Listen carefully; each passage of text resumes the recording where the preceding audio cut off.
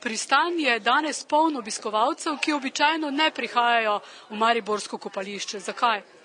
Ja, danes imamo potapljači, kluba IAHD Adriatic, eno akcijo z nazivom oziroma imenom Če lahko vozim, se lahko tudi potapljam, v kateri bi radi pokazali vsem tečajnikom, ko so od leta 2002 obiskovali oziroma sodelovali pri tečaju potapljanja za ljudi z poškodbo hrbtenjače, kaj se v vseh teh letih ustvarilo oziroma kaj smo dosegli in da tudi tistim, ko se ne potapljajo redno, damo možnost, da grejo pod vodo.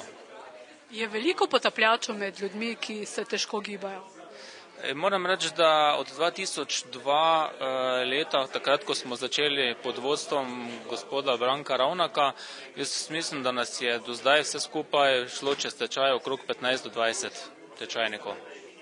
Kaj vam pomeni potapljanje? Meni osebno potapljanje pomeni biti v enem mediju, kjer ni potreben voziček. Pa ste se predno ste šli na voziček tudi že potapljali ali je bila to izkušnja potem?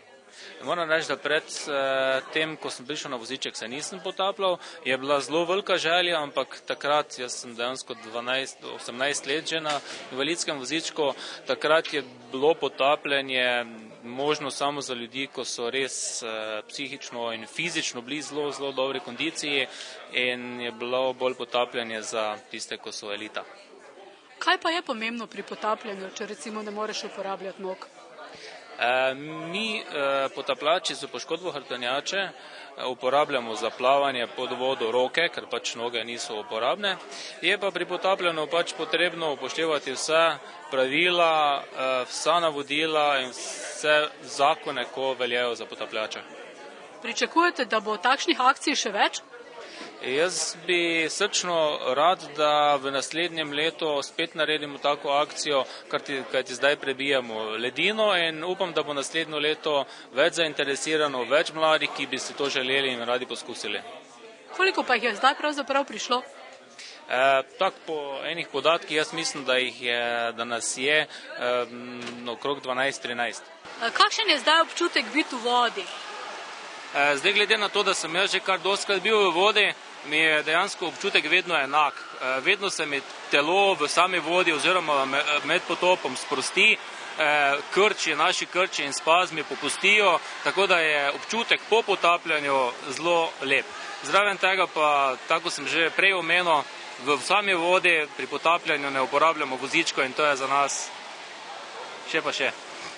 Torej svetujete vsem, recimo na vozičkih, da naj skušajo iti med potapljače? Tako bom rekel, naj grejo med potapljače tisti, ko se tega želijo in tisti, ko so tudi fizično in bom rekel, nasploh pripravljeni za to. Ker če se nekdo ne želi pod vodo, da ga nekdo prisili v to, jaz mislim, da to slej ko prej se zgodi lahko tudi kakšna nesreča. Imate potapljači, paraplegiki oziroma ljudje z težavami, z okončinami, s poškodbami hrbtenjače, tudi kakšno recimo društvo, tekmovanja, srečanja z drugimi potapljači iz drugih držav? Ja, naš potapljaški klub je dejansko povezan z klubi v Hrvaškem in Bosni in Hercegovini. Tako da se z temi invalidi, bom rekel, eden izmed hrvaških potapljačev na vozičku je tudi danes z nami, družimo, prirejamo oziroma se dobimo na različnih potapljaških, bom rekel, taborih in izmenjujemo mnenja, izkušnje in se učimo. Oprema, ki jo uporabljate, pa je pravzaprav enaka, kot jo uporabljajo tisti, ki lahko tudi z nogami brcajo, ne? Oprema je povsem enaka, edina razlika je pač v tem, da mi invalidi oziroma potapljači z poškodbo hrbtenjače plavamo z rokami, bom rekel, v narekovajih zdravi, živi, potapljači pa z nogami. Hvala lepa.